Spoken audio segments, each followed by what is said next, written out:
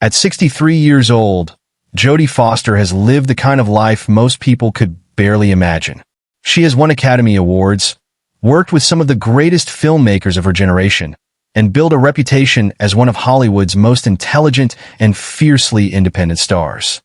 Yet behind the awards, premieres, and unforgettable performances is a woman whose relationship with fame has always been complicated.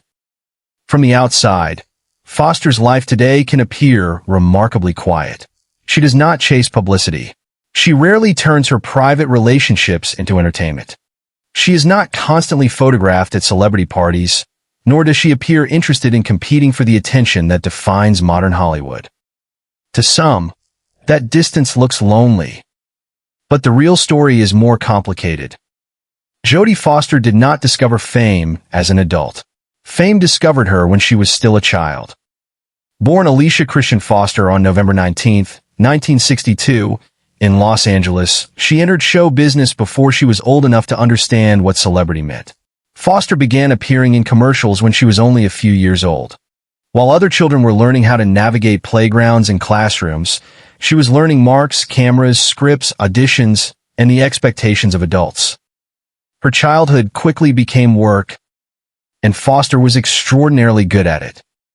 She possessed a seriousness that directors noticed almost immediately.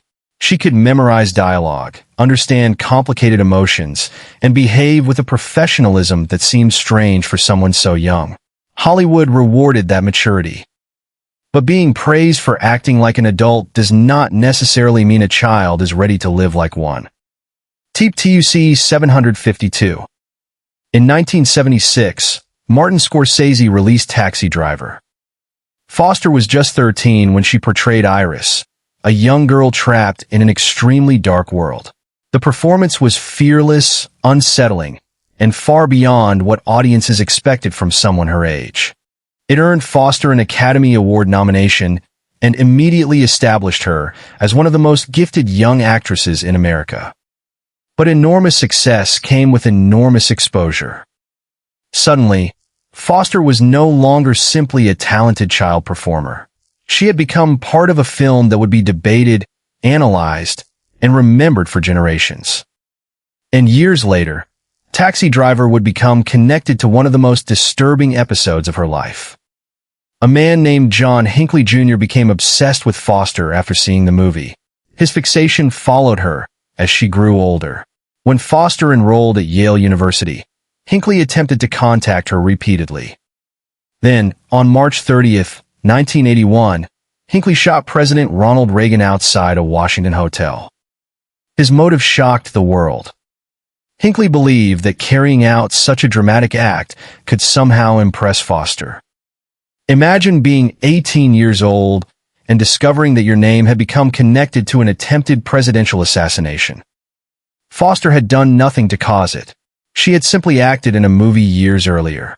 Yet suddenly reporters, investigators, and strangers wanted answers from her. The attention was overwhelming. It also reinforced something Foster had already begun to understand. Fame could create a frightening illusion of intimacy. Millions of people could recognize your face, discuss your life, or imagine that they knew you without knowing you at all. For someone already naturally private, the experience would leave a lasting mark. Instead of embracing celebrity culture, Foster increasingly protected herself from it.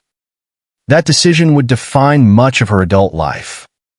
She continued acting, but she also pursued an education at Yale, an unusual move for a young star whose career was already thriving. Foster appeared determined to build an identity that existed outside Hollywood. And when she returned to acting with greater force, she proved that her childhood success had not been an accident. Her performance in The Accused brought her the Academy Award for Best Actress. A few years later, The Silence of the Lambs made her an international icon. Clarice Starling became one of the most memorable characters in modern cinema. Foster had reached a level of success that most actors spend their entire lives chasing. Yet success did not make her more accessible. It seemed to make her even more protective. While Hollywood increasingly turned celebrities' marriages, divorces, scandals, homes, and children into public property, Foster resisted. She learned to separate Jodie Foster the actress from Jodie Foster the person. And perhaps that separation was necessary. Because by then, Foster understood something about fame that few people ever truly experience. Being admired by millions does not mean being known by millions. Being surrounded by people does not guarantee safety. And being successful does not erase the experiences that shaped you. Today, when people look at Jodie Foster's quiet lifestyle and ask why such a legendary star seems to live so far from Hollywood's spotlight, they may be looking at the wrong question. Perhaps the question is not why she stepped away from the noise. Perhaps the question is what happened during those early years that made silence feel safer.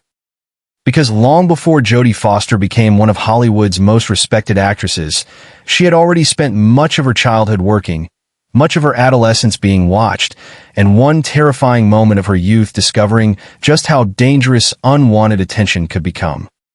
And that was only the beginning.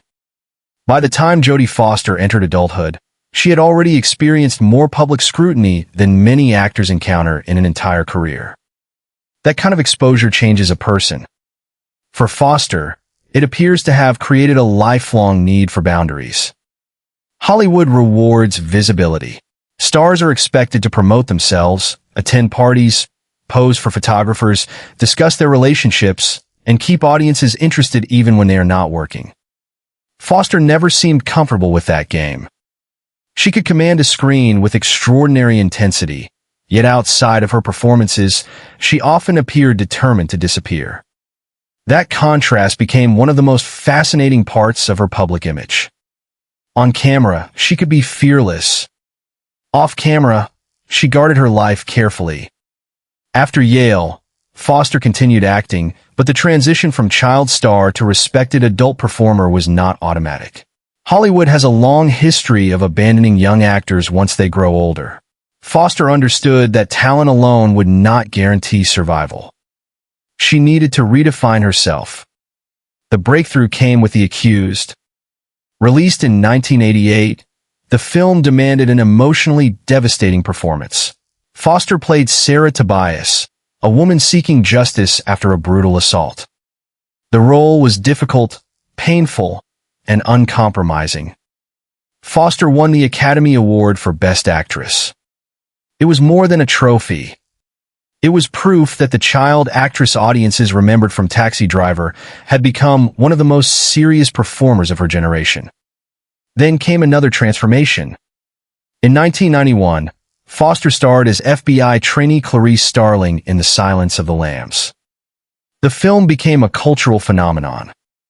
Anthony Hopkins' Hannibal Lecter terrified audiences, but Foster's performance provided the emotional center of the story. Clarice was intelligent yet vulnerable, ambitious yet afraid, and determined to survive in spaces dominated by powerful men. Foster won another Academy Award. At that point, she had achieved something extraordinary. She was still relatively young, yet she had already accumulated the kind of career that could define a lifetime. But success brought the same problem that had followed her since childhood. More attention. More questions. More people wanting access. The public wanted to know everything. Who was she dating? What was her private life like? Why was she so secretive? Why didn't she behave like other Hollywood stars? For Foster, privacy became almost a form of resistance.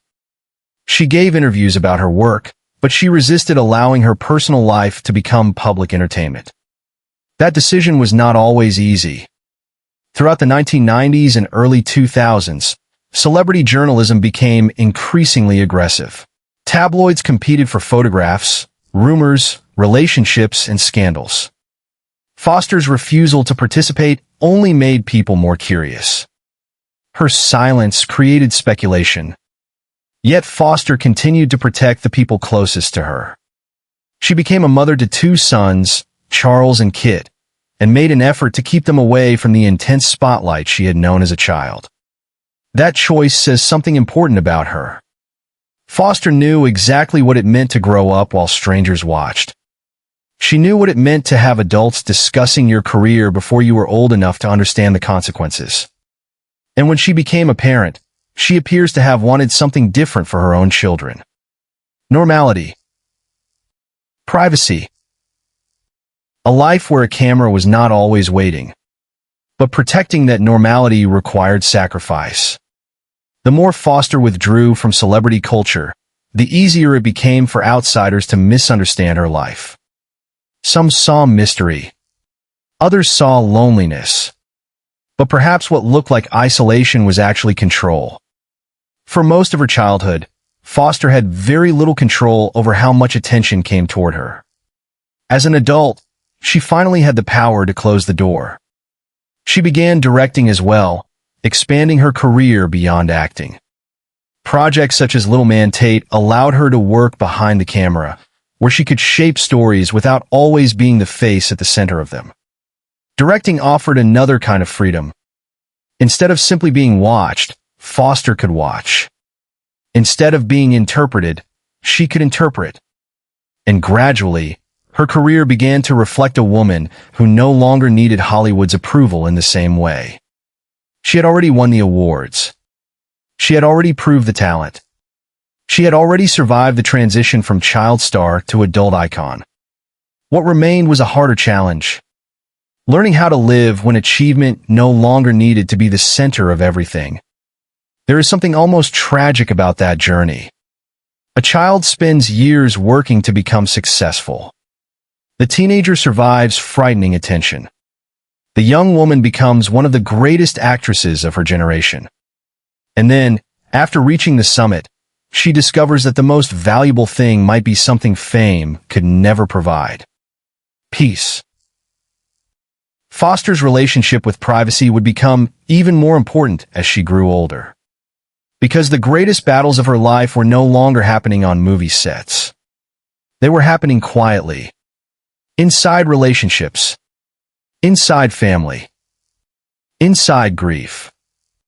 And inside the difficult process of deciding how much of herself the world was ever entitled to see. For decades, Jodie Foster seemed to understand that there were two versions of her life. There was the public version, the Oscar-winning actress, the director, the woman who could walk onto a red carpet and instantly command attention. And then there was everything else. The relationships. The children. The fears. The private conversations that never belonged to Hollywood. Foster protected that second life with remarkable determination. During the 1990s, when celebrity culture became increasingly obsessed with revealing every detail of famous people's relationships, Foster remained unusually guarded. Her long-time relationship with producer Sidney Bernard became widely known, but Foster rarely treated it as something she needed to explain publicly. The two had met while working on the film Summersby in the early 1990s and went on to share many years together. During that period, Foster became a mother. Her first son, Charles, was born in 1998. Her second son, Kit, followed in 2001. Motherhood introduced something into Foster's life that fame had rarely given her. A world that did not need to revolve around Jodie Foster, the movie star. At home, awards meant less. Box office numbers meant less. Magazine covers meant less. There were children to raise, routines to maintain, and responsibilities that had nothing to do with whether Hollywood considered her successful. For someone who had spent almost her entire life working in entertainment, that kind of ordinary responsibility may have been deeply valuable. Foster had entered the industry before she could choose it for herself. Now she could choose what kind of environment her children would grow up in. And she appeared determined not to recreate her own childhood. She rarely placed her sons at the center of publicity. She did not build a family brand around them. She protected them from the machinery that had surrounded her when she was young. It was another example of Foster doing something that Hollywood sometimes finds difficult to understand. She was creating boundaries. But boundaries often come with a price. The less a famous person reveals, the more outsiders speculate. For years, Foster faced relentless public curiosity about her sexuality and romantic life. Journalists examined her words, Tabloids filled in blanks. Entertainment commentators debated things she had chosen not to discuss. It demonstrated the strange bargain of celebrity. The public may admire your work, but sometimes admiration becomes entitlement. People begin believing that because they bought a movie ticket, they deserve access to the person behind the performance. Foster resisted that idea. Then came an extraordinary moment in 2013. At the Golden Globe Awards, Foster received the Cecil B. DeMille Award for her contribution to entertainment. Standing before an audience filled with Hollywood's biggest stars, she delivered a deeply personal speech. It was not a conventional celebrity revelation. Instead, Foster spoke about privacy, family, love, and the enormous difficulty of growing up in public. She acknowledged her former partner Sidney Bernard with warmth and gratitude. She spoke about her children, and she addressed, in her own complicated way, a part of her identity that had been the subject of speculation for years. But perhaps the most revealing part was not about sexuality at all. It was about privacy. Foster reminded the audience that she had been public property, in a sense, since she was 3 years old. Think about what that means. Most people experience childhood without millions of strangers knowing their faces. They make mistakes privately. They discover who they are privately. They fall in love privately. They change their minds privately. Jodie Foster never truly had that luxury. By the time she was old enough to understand privacy, she had already lost much of it. So when she fought to reclaim it as an adult, perhaps she was not hiding. Perhaps she was recovering something that had been taken far too early. Her personal life changed again after her relationship with Bernard ended. Then, in 2014, Foster married photographer and filmmaker Alexandra Hedison. It marked the beginning of another chapter. Yet even then, Foster did not suddenly transform into a celebrity who documented every detail of her marriage. The relationship remained largely private. Occasional photographs showed them together at events. Foster sometimes spoke affectionately about her wife, but there was still a clear boundary. The world could know they were together. The world did not need to know everything. And this is where the description of Foster's current life as sad becomes complicated. Yes, she lives far more quietly than many stars of her stature. Yes, she spent years withdrawing from the kind of constant visibility Hollywood celebrates. And yes, there were periods when audiences saw less and less of her. But silence is not always sadness.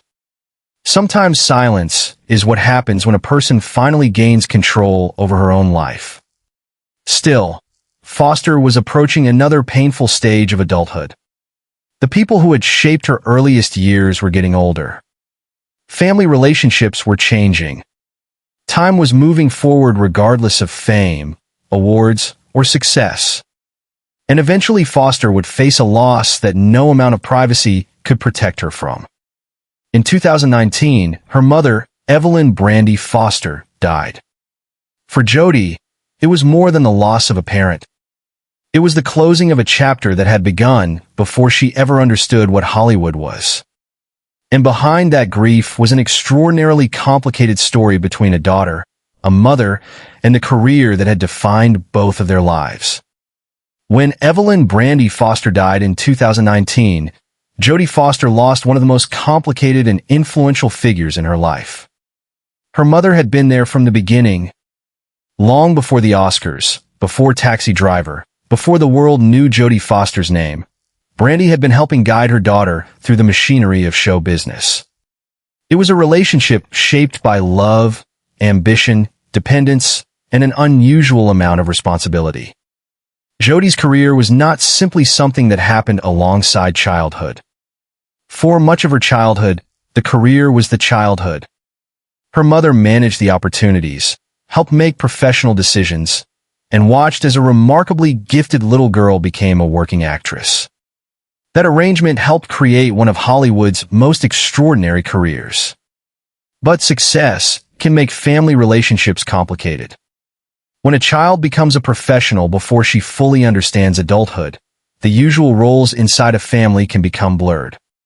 A daughter is still a daughter, but she is also an employee, a performer, a source of income, a public figure, and eventually, an adult who has to decide where her mother's influence ends and her own life begins.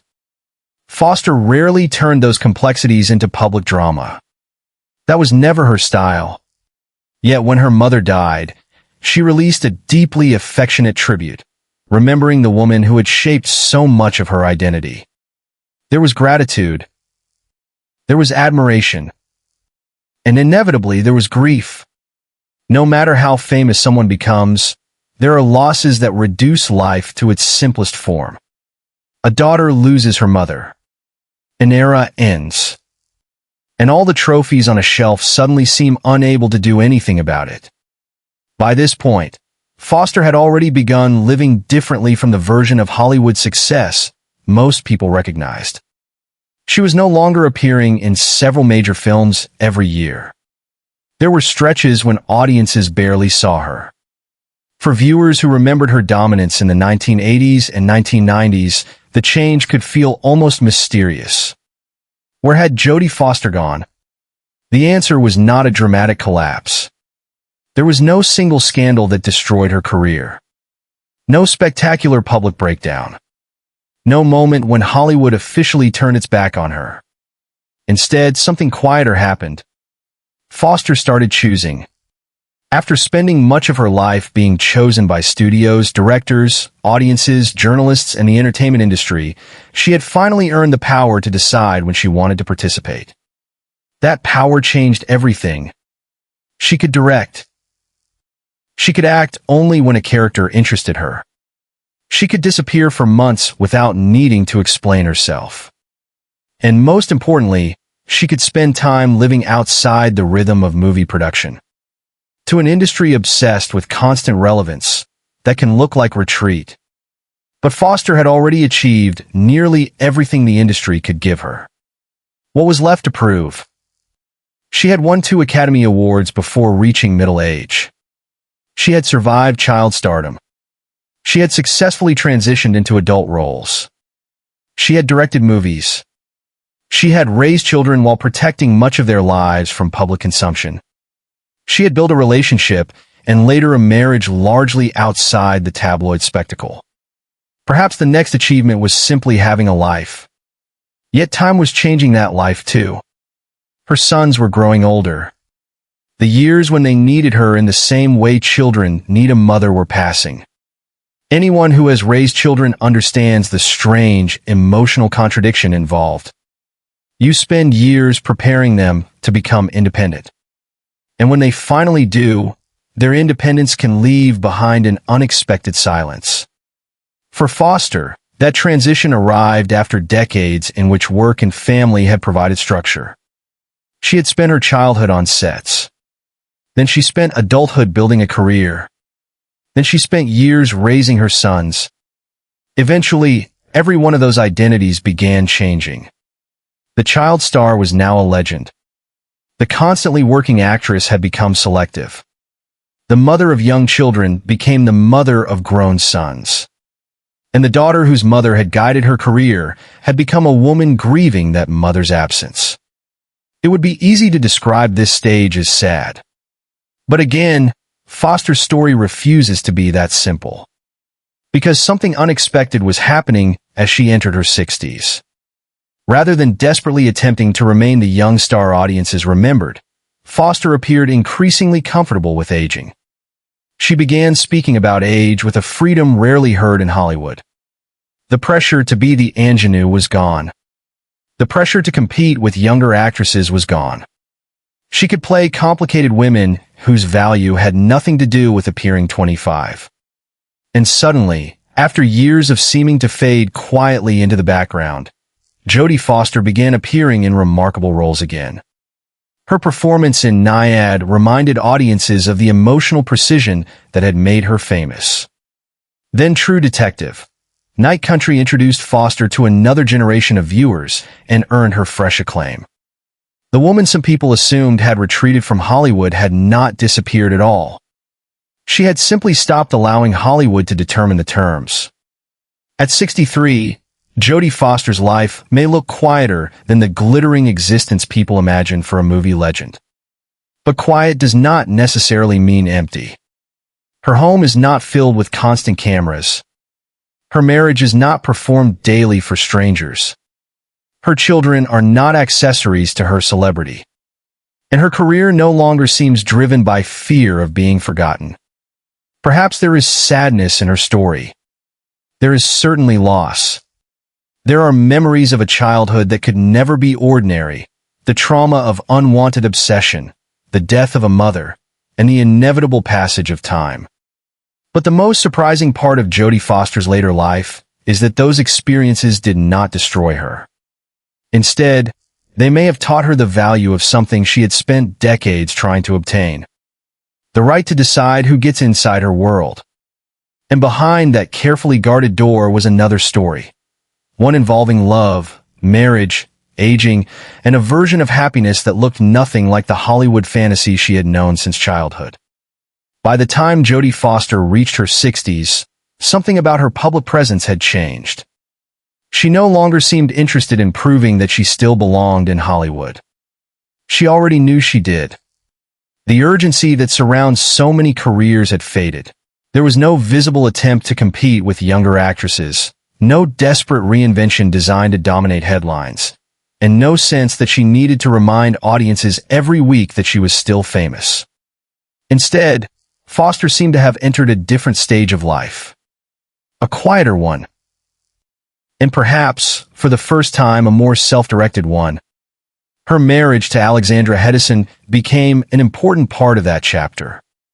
Hedison, a photographer, actress, and artist, has largely maintained a life outside the constant machinery of celebrity publicity. That made their relationship noticeably different from the highly publicized Hollywood marriages that often unfold through interviews, magazine covers, social media posts, and endless speculation. Foster and Hedison have occasionally appeared together at major events, but they have generally kept the intimate details of their relationship private. For Foster, that privacy appears intentional. She spent too much of her early life being watched to treat constant visibility as a reward. There is something almost poetic about the contrast. As a child, she could not escape the camera. As an adult, she learned when to turn away from it. And as an older woman, she finally reached a position where she could decide whether the camera entered her life at all. That might look lonely from the outside. But privacy and loneliness are not the same thing. In Foster's case, privacy seems to function as a kind of shelter. A place where the actress does not have to perform. A place where the Oscar winner is simply a wife, a mother, a friend, and a person moving through ordinary life. Still, aging brings questions that fame cannot answer. What happens when your children become adults and begin building lives of their own? What happens when the parents who shaped you are gone? What happens when the industry that once consumed nearly every hour of your life no longer defines your identity? For many people, those questions arrive gradually. For Foster, they must carry unusual weight. She had been working since early childhood. Her career was never simply a career. It was a structure around which much of her identity had been built. When that structure becomes smaller, a person has to discover what remains. And this may be one of the most emotionally compelling parts of Foster's story. She had spent decades becoming Jodie Foster. Then she reached an age when perhaps she no longer needed to be Jodie Foster every day. She could step away. She could turn down projects. She could spend time away from sets. She could return only when something felt meaningful. That freedom became increasingly visible in the role she chose. Her performance in Nyad showed a different side of her. Foster played Bonnie Stoll, the close friend and coach of long-distance swimmer Diana Nyad. It was not a role built around glamour. It was a supporting performance grounded in loyalty, frustration, humor, and emotional restraint. Foster earned another Academy Award nomination. Decades after her first nomination as a teenager, she was once again being recognized at the highest level of the industry. Then came True Detective, Night Country. Foster played Liz Danvers, a hardened police chief investigating a disturbing disappearance in the darkness of Alaska. The role allowed her to be difficult, abrasive, intelligent, exhausted, funny, and deeply human. There was no attempt to hide age. No demand that she resemble the young woman from The Silence of the Lambs. The years were part of the character, and that may be one of the greatest freedoms Foster has gained. Hollywood once required her youth. Now her experience has become the asset. For an actress who had lived almost her entire life under observation, aging could have been terrifying. The entertainment industry is notoriously unforgiving toward women as they grow older. Roles disappear. Attention shifts. Younger stars arrive. The culture moves forward. But Foster survived because her career had never depended entirely on conventional glamour. Her greatest strength was always intelligence. It was intensity. It was the sense that behind her eyes, a character was thinking faster than everyone else in the room. That quality does not disappear at 40. It does not disappear at 50. And it certainly has not disappeared at 63. In some ways, age has made it more powerful. Still, there is an unavoidable melancholy in watching someone move through so many chapters of life. The child actress is gone. The teenage phenomenon is gone. The young Oscar winner is gone. The mother raising small children is gone. Her mother is gone. Time has taken each version of Jodie Foster and replaced it with another. That is not unique to celebrities. It happens to everyone. But when someone has been famous for more than half a century, the public possesses a strange visual record of that transformation. We can watch the little girl, then the teenager, then the young woman, then the mother, then the veteran actress, and finally, the woman in her 60s standing on a red carpet with silver in her hair, no longer pretending that time has not passed. Maybe that is why stories about Foster can feel sad. We are not only looking at her aging, we are looking at time itself. But Foster does not seem interested in treating age as a tragedy. If anything, she appears more comfortable now than during the decades when the world demanded constant answers from her. She has work when she wants it. She has a marriage she protects. She has adult children whose lives do not need to become part of her publicity. And she has something that the child star who began working before kindergarten could never have imagined. Control. Yet there is still one question that hangs over her story. After spending almost an entire lifetime surviving fame, what does Jodie Foster actually want from the years ahead? The answer may reveal why the life that some people call sad could actually be the life she fought for all along. There is a strange irony in Jodie Foster's life. For decades, millions of people wanted to know more about her. And for decades, she seemed to want exactly the opposite. She wanted less attention, less intrusion, less explanation, less noise. That tension may be the key to understanding the woman she became. To the public, fame looks like access. Access to beautiful homes, prestigious events, powerful friends, extraordinary opportunities, and a level of financial security most people can only imagine. But to someone who has been famous since childhood, fame can also mean something else. It can mean never fully owning your own image. It can mean strangers believing they understand you because they have watched your movies. It can mean every relationship becoming a subject of curiosity. Every silence becoming suspicious. Every change in appearance becoming a headline. Every absence creating rumors. Jodie Foster experienced that world before she had the emotional vocabulary to describe it. So when she eventually gained enough power to create distance, she used it. She did not completely reject Hollywood. She simply refused to let Hollywood consume everything. That distinction matters. Because Foster's later years were not defined by disappearing. They were defined by choosing. She chose when to act. She chose when to direct. She chose what parts of her marriage to share. She chose how much the world would know about her children. And she chose, perhaps most importantly, not to spend the final chapters of her career desperately chasing the version of herself that audiences remembered from decades earlier.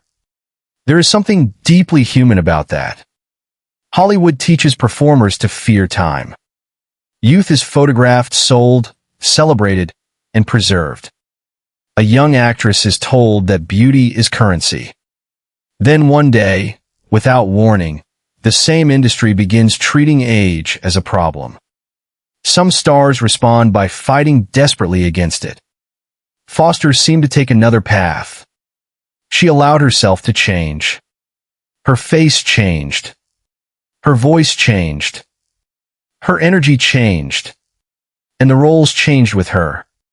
Instead of hiding those changes, she increasingly used them. The intelligence audiences saw in Clarice Starling became something harder and more experienced in her later characters. There was more exhaustion, more authority, more complexity. She no longer had to play the person trying to enter the room.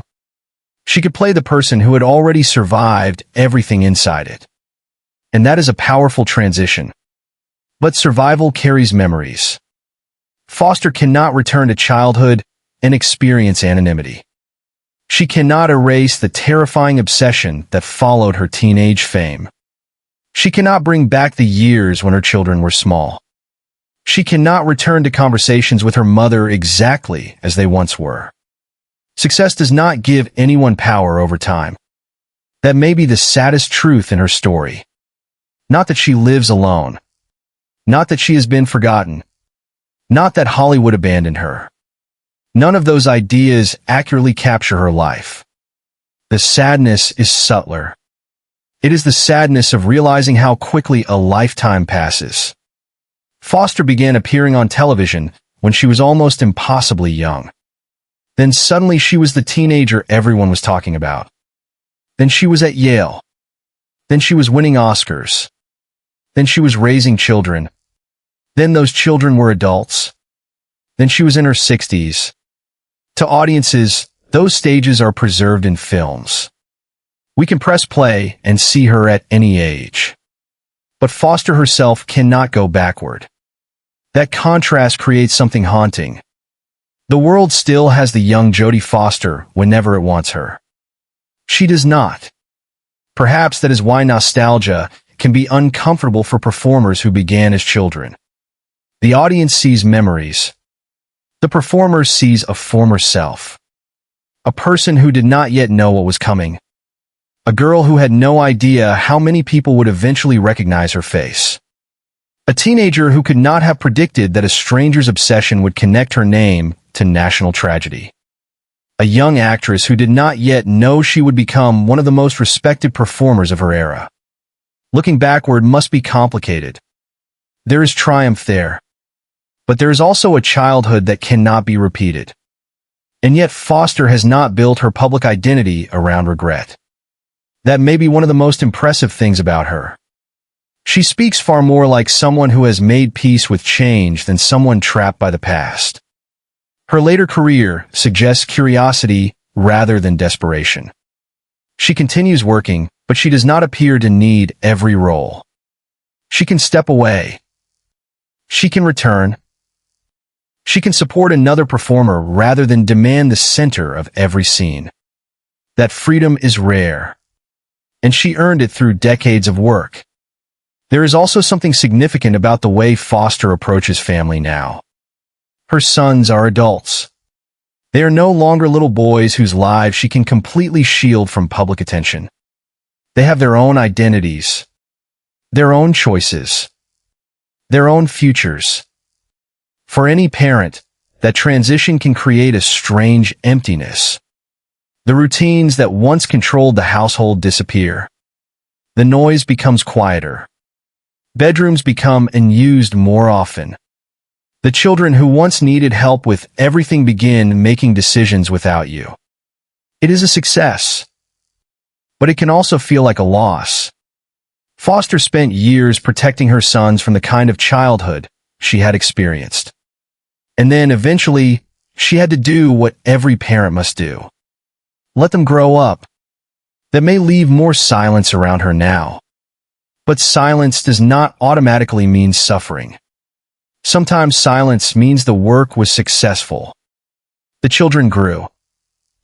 The career survived. The marriage endured away from constant spectacle. The house became quieter because life moved forward. At 63, Foster has reached an age where success may no longer be measured by applause. It may be measured by how little applause she needs. That is an extraordinary change for someone who began performing before she was old enough to understand why audiences were clapping. Perhaps the most dramatic misunderstanding surrounding Jodie Foster today is the assumption that retreat equals sadness. The opposite may be true. The woman who spent childhood being watched may finally be living without needing an audience. And for Jodie Foster, that may be the closest thing to freedom she has ever known. But there remains one final chapter to her story. Because after more than 60 years of fame, one question matters more than awards, movies, or headlines. When Jodie Foster looks back at everything she survived, does she see a tragic life? Or does she see a life that finally became her own? When people hear the phrase Jodie Foster is now 63 and how she lives is sad, they may imagine a lonely Hollywood legend sitting somewhere far from the spotlight, surrounded by memories of a career that has already passed. But that image is too simple. The truth is more emotional precisely because it is more complicated. Jodie Foster's life is not a story about a woman who lost everything. It is a story about a woman who spent decades learning what was worth keeping. She kept her intelligence. She kept her independence. She kept her ability to work without allowing work to become her entire identity. She protected her children. She built a private marriage. She survived the kind of unwanted attention that could have destroyed someone far less resilient. And most importantly, she eventually learned how to exist without constantly performing for the world. That may be the final transformation in one of Hollywood's most unusual lives. As a child, Foster was valued because she could perform. As a teenager, she was watched because she had become famous. As a young woman, she was celebrated because she could win awards. As an adult, she was questioned because she refused to surrender her private life. And now, in her 60s, she appears to have reached a place where none of those expectations matter as much as they once did. The applause comes and goes. The cameras appear and disappear. The industry moves on to younger faces. But Foster remains. Not as the child star. Not as the young woman from Taxi Driver. Not even as Clarice Starling. She remains as someone who has survived every version of herself. That is why looking at her today can create such a strange emotional reaction. There is something bittersweet about seeing a person whose entire life has been documented by cameras finally reach an age where she seems comfortable standing outside them. We have watched her grow older. But more than that, we have watched an era disappear around her. The Hollywood of Foster's childhood barely exists anymore. The movie industry changed. Celebrity culture changed. Technology changed. The way stars are consumed by audiences changed. Today, famous people can expose every moment of their lives through social media. Foster came from another world. She belonged to a generation where mystery was still possible. And somehow, she managed to preserve some of that mystery longer than almost anyone. Perhaps that is why people continue to be fascinated by her. We know the movies. We know the awards. We know the famous moments. Yet we never feel as though we completely know the woman. That distance may frustrate celebrity culture. But it is also exactly what Foster spent decades building. Her life today may be quieter. The red carpets are less frequent. The projects are more selective. Her sons are grown. Her mother is gone. The intense pace of her younger years has slowed. There are undoubtedly memories that carry pain. There are people she misses. There are moments she cannot change. And there are chapters of childhood that can never be experienced again. Those things are sad. But they are also part of growing older. The deeper question is whether Foster herself views that quietness as a tragedy. Nothing about her public behavior strongly suggests that she does. If anything, her later years seem to reveal someone increasingly comfortable with herself. She can laugh about Hollywood. She can speak openly about aging. She can take roles that interest her without needing to dominate the industry. She can appear at an awards ceremony and then disappear back into private life. There is no desperation in that. There is freedom. And perhaps that is the twist at the center of this entire story. The thing that looks sad from the outside may actually be the thing Foster wanted most. Silence. Privacy. Control. Imagine spending your childhood hearing directors tell you where to stand. Imagine spending adolescence hearing strangers discuss your body, your performances, and your future. Imagine becoming famous enough that someone you had never truly known created a terrifying fantasy around you. Imagine spending adulthood answering questions about your identity that you never invited. After all of that, a quiet house might not feel empty. It might feel safe. A weekend without cameras might not feel lonely. It might feel luxurious. A career that no longer dominates every day might not feel like decline. It might feel like balance. This is the part of Jodie Foster's story that is easy to miss. Fame trains audiences to think that more attention equals more happiness. More movies. More headlines. More appearances. More applause. But Foster's life suggests another possibility. Sometimes winning means needing less. That realization might be the greatest achievement of her career. Because there was a time when Foster seemed to belong to everyone. Directors wanted her. Studios wanted her. Audiences wanted her. Reporters wanted answers from her. Strangers wanted pieces of her private life. Now, at 63, the balance has changed. Jodie Foster appears to belong primarily to herself. And maybe that is why she no longer needs to live like the Hollywood legend people expect. She does not need a mansion full of parties to prove she is happy. She does not need constant attention to prove she matters. She does not need to recreate her youth to prove she is still relevant. Her work already exists. Her legacy is already secure. Her performances have already become part of film history. What remains is simply life. A marriage. Adult children. Work chosen carefully. Memories of people who are gone. And a future that does not need to be lived in front of an audience. So yes, there is sadness in Jodie Foster's story. There is lost childhood. There is trauma. There is grief. There is aging. There is the painful knowledge that time eventually changes everything. But sadness is not the same as tragedy. And quietness is not the same as loneliness. Perhaps the saddest thing about Jodie Foster's life is not how she lives today. Perhaps it is how long it took before she was finally allowed to live that way. For more than 6 decades, the world watched Jodie Foster. Now she finally seems free to look away. And after everything she has lived through, that may not be a sad ending at all. It may be the ending she fought her entire life to earn.